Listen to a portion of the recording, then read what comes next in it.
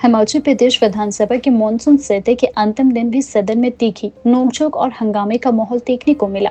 प्रश्नकाल के दौरान देहरा उपचुनाव से जुड़े एक सवाल को लेकर विपक्ष ने सरकार पर गंभीर आरोप लगाए और सदन से वॉकआउट कर दिया। हमीरपुर से निर्दलीय विधायक आशीष शर्मा ने सदन में आरोप लगाया कि देहरा उपचुनाव के दौरान कांग्रेस सरकार ने कांगड़ा कोऑपरेटिव बैंक के माध्यम से महिला मंडलों को आचार संहिता लागू रहने के बावजूद बड़ी धनराशि जारी की है। उन्होंने यह भी कहा कि इस संबंध में आरटीआई के माध्यम से उन्हें स्पष्ट जानकारी प्राप्त हुई है, जबकि सरकार सदन में यह कह रही है कि सूचना एकत्र की जा रही है। वहीं नेता प्रतिपक्ष जयराम ठाकुर ने सरकार पर सीधा हमला करते हुए कहा कि देश भर में कांग्रेस वोट चोर अभियान चला रही है, लेकिन हिमाचल में खुद उनकी सरकार वोट चुराने का कार्य कर रही है। देहरा उपचुनाव इसका स्पष्ट उदाहरण है।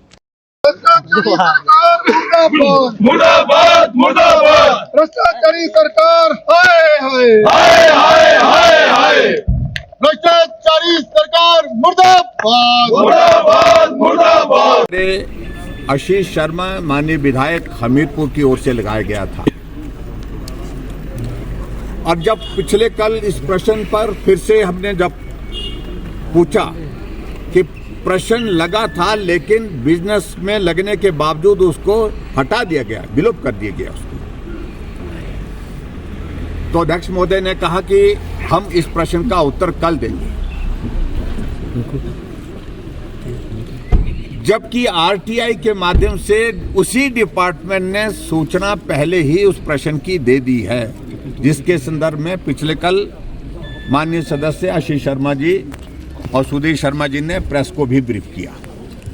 जब आरटीआई में इंफॉर्मेशन मिल चुकी है और विधानसभा का सचिवालय उस सूचना को देने के लिए आनाकानी कर रहा है क्योंकि सरकार का दबाव है,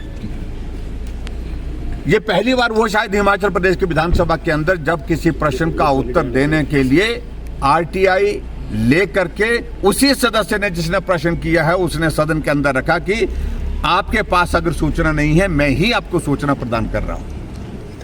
आज जब हम उस प्रश्न पर जब पूछ रहे थे तो यही बताया गया कि सूचना एकत्रित की जा रही है।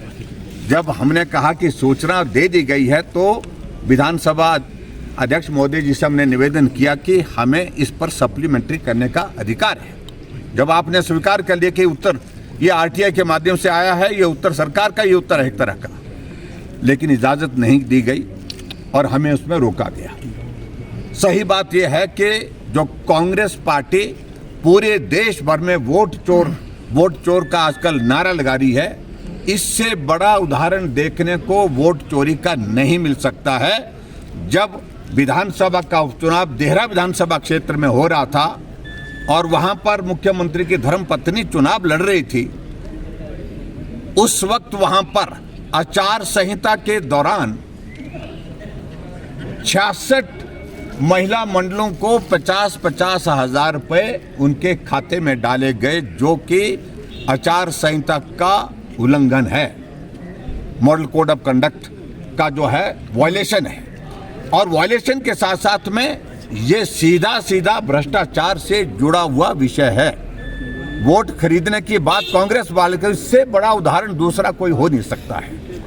और यही नहीं, इसके अतिरिक्त और भी बहुत सारा पैसा वहां पर दूसरी चीजों के लिए 1000 महिलाओं को 1000 महिलाओं को चुनाव के दिनों में जो है वो 3